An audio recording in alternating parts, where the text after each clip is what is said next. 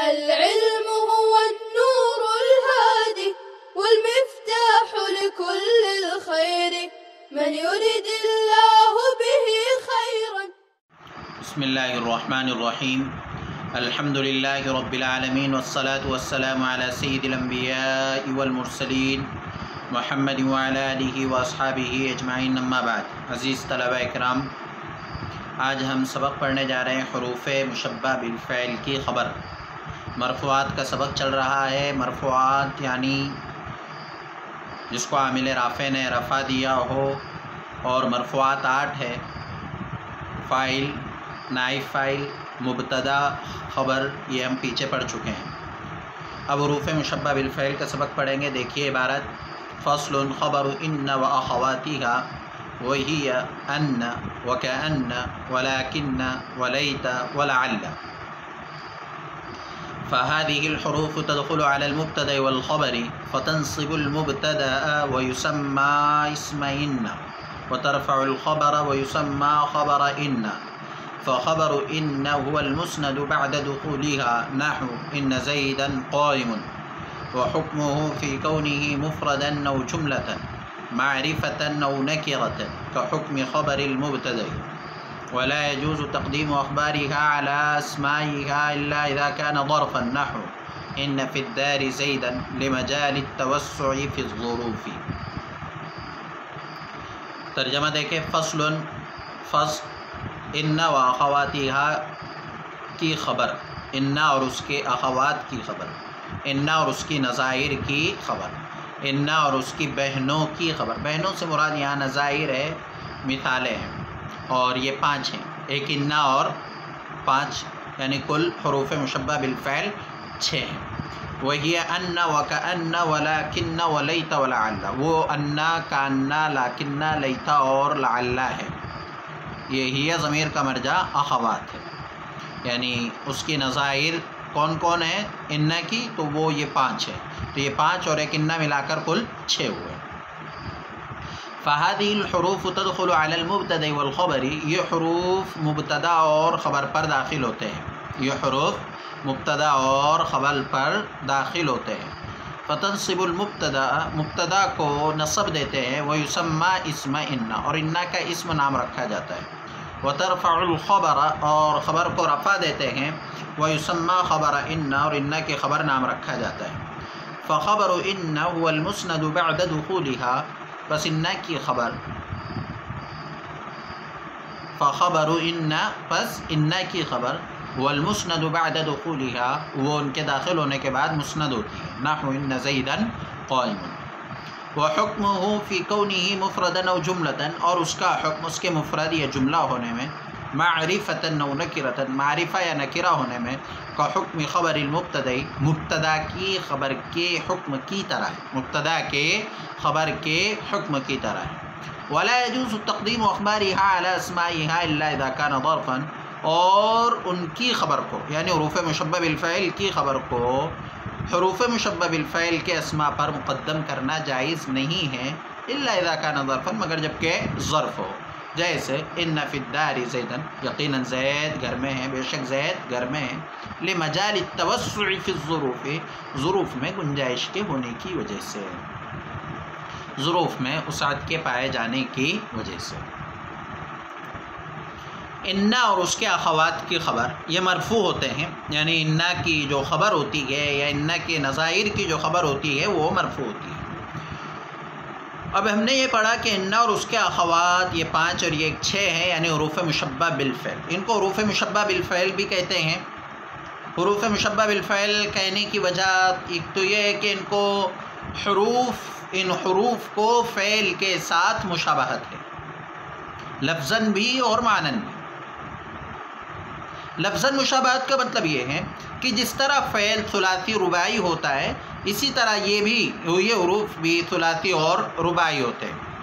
جس طرح سے فعل ثلاثی ہوتا ہے، رباعی ہوتا ہے، 3 حرفی اور 4 حرفی ہوتا ہے، اسی طرح یہ حروف بھی رباعی ہوتے ہیں اور 3 حرفی بھی ہوتے ہیں.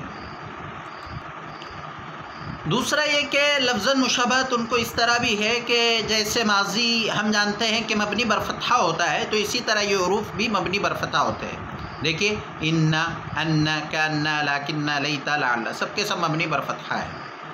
تو لفظاً مشابہت دو طرح ہوئی، ایک تو تعداد حروف میں کہ جس طرح فعل کے حروف 3 ہوتے ہیں 4 ہوتے ہیں، اسی طرح ان کے حروف بھی 3 اور 4 ہے. دوسرا یہ کہ جیسے فعل ماضی مبنی بر فتحہ ہوتا ہے، ایسے یہ بھی مبنی بر فتحہ ہے. معنی مشابہت یہ ہے کہ جس طرح فعل کے مشابہت فعل میں معنی پائے جاتے ہیں، اسی طرح ان میں بھی معنی پائے جاتے ہیں. ان اور انا کے معنی ہوتے ہیں بے شک، حققت کے معنی میں، کأن شبہت کے معنی میں تشبیہ کے لیے آتا ہے. جیسے ان اور انا کا ترجمہ بے شک کرتے ہیں، ایسے کأن کا ترجمہ گویا کہ، یعنی مشابہت دینا، کسی کے ساتھ تشبیہ دینا. اور لیکن استدراک کے لیے آتا ہے، استدرکت کے معنی میں کلام سابق سے ہونے والے وہم کو دور کرنا.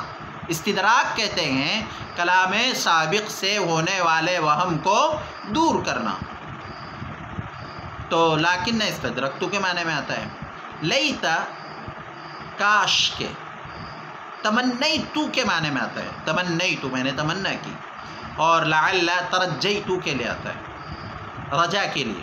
ممکن الحصول شے کی آرزو کے لیے، کسی شے کے حاصل کرنے کی امید کرنا. تو یہ حروف کو لفظاً بھی مشابہت ہے اور معنن بھی مشابہت ہے. معنن جیسے کہ میں نے بھی آپ کو پڑھ کر بتلایا، انا حققت کے معنی میں، کان شبہت کے معنی میں، لیکن استدرکت کے معنی میں، اور لیت تمنیت کے معنی میں، اور لعل ترجیت کے معنی میں. تو لفظاً بھی مشابہت ہے اور معنن بھی مشابہت ہے. فہذہ الحروف، یہ حروف، یعنی یہ جو ہم نے 6 حروف پڑھے ہیں، یہ حروف تدخل علی المبتدا والخبر، مبتدا اور خبر پر داخل ہوتے ہیں. یعنی مبتدا پر بھی اور خبر پر بھی. مبتدا پر الگ سے اور خبر پر الگ سے داخل نہیں ہوتے ہیں، بلکہ مبتدا خبر دونوں پر ایک ساتھ داخل ہوتے ہیں. اور ان کا جو اثر ہوتا ہے وہ صرف مبتدا پر نہیں یا صرف خبر پر نہیں، بلکہ مبتدا خبر دونوں پر اثر ہوتا ہے. مبتدا کو اپنا اسم بنا کر نصب دیتے ہیں اور خبر کو اپنی خبر بنا کر رفع دیتے ہیں. فتنصب المبتدا، وہی بات یہاں پر ہے کہ مبتدا کو نصب دیتے ہیں، ویسمى اسم انا، اور انا کا اسم نام رکھا جاتا ہے. وترفع الخبر، اور خبر کو رفع دیتے ہیں، ویسمى خبر انا، اور انا کی خبر نام رکھا جاتا ہے. فخبر ان هو المسند بعد دخولها، پس انا کی خبر وہ مسند ہوتی ہے ان کے داخل ہونے کے بعد. یعنی مبتدا خبر میں تو ہم نے یہ پڑھا تھا کہ خبر مسند ہوتی ہے، لیکن وہاں ان حروف کا دخول ہونے کے بعد نہیں، داخل ہونے کے بعد نہیں. لیکن یہاں کہہ رہے ہیں کہ یہ مسند ہوتی ہے کب؟ جب کہ یہ حروف اس پر داخل ہو جائے. جیسے ان زیدا قائم، بے شک زید کھڑا ہے. تو اگر یہاں انا نہ ہوتا، صرف اتنا ہوتا زید قائم، تو زید کو مبتدا کہتے ہیں، قائم کو خبر کہتے ہیں. اب یہ انا اس پر داخل ہو گیا تو آپ دیکھیے کہ زیدن منصوب ہے انا کی وجہ سے، زیدن منصوب ہے انا حرف مشبہ بالفعل کی وجہ سے، اور قائم مرفوع ہے انا کی خبر ہونے کی وجہ سے. لہذا کہا جائے گا ان زیدن قائم میں زیدن منصوب ہے انا کا اسم ہونے کی وجہ سے، اور قائم مرفوع ہے انا کی خبر ہونے کی وجہ سے. وحکمہ فی کونہ مفردا و جملۃ، اور اس کا حکم، کس کا حکم؟ انا کی خبر کا حکم. فی کونہ مفردا، اس کے مفرد ہونے میں، و جملۃ یہ جملہ ہونے میں، معرفۃ معرفہ ہونے میں، و نکرۃ نکرہ ہونے میں.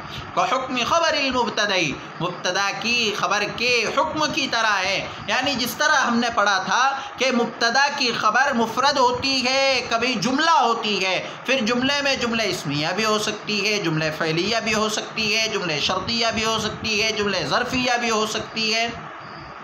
جیسے مبتدا کی خبر متعدد آ سکتی ہے، اسی انا کی خبر بھی متعدد آ سکتی ہے. تو جو احکام مبتدا کی خبر کے تھے وہی احکام انا اور اس کی نظائر کی خبر کی بھی ہے. تو حکمہ فی کونہ مفردن، اور اس کا حکم اس کے مفرد ہونے میں یا جملہ ہونے میں، معرفہ ہونے میں یا نکرہ ہونے میں مبتدا کی خبر کے حکم کی طرح ہے۔ لیکن یہاں دو فرق ہے، وہ دو فرق آپ کو یاد رکھنا ہے۔